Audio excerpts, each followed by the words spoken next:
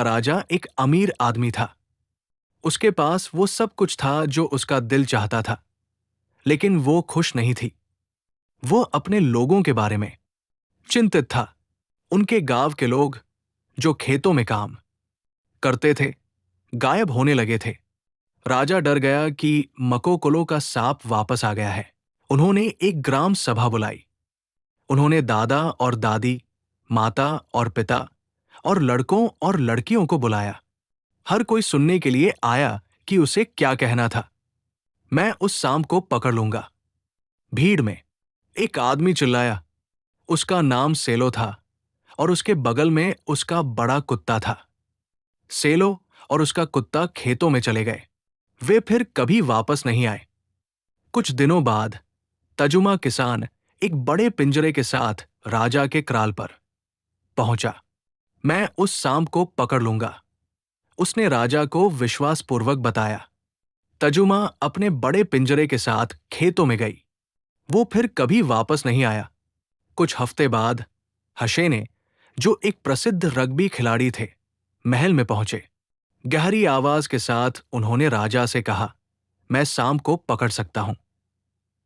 अपनी मजबूत मांसपेशियों को दिखाते हुए हैसन मैदान में चले गए। वो फिर कभी वापस नहीं आया। राजा ने दूसरे गांव की बैठक बुलाई।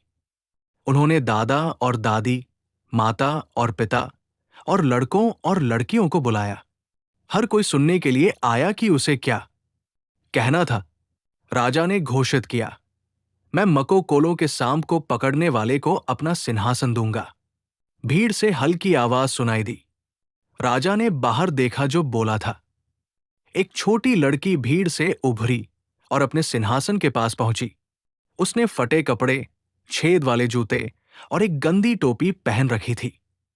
उसने राजा से कहा, मैं सांप को पकड़ सकता हूं। हंसी के साथ भीड़ उमड़ पड़ी।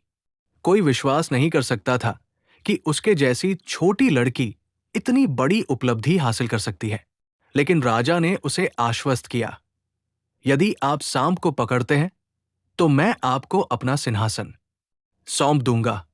अगली सुबह लड़की ने अपनी झोपड़ी छोड़ दी, जबकि ये अभी भी अंधेरा था।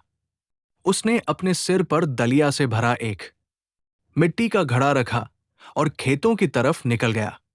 पूरा गांव उसके वापस आने का इंतजार करने लगा।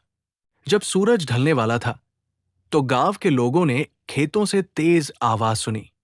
शश शश वे सभी भाग गए और छिप गए, लेकिन खिड़कियों और मुख्य छिद्रों से झांकते रहे। वे सांप से घबरा गए थे।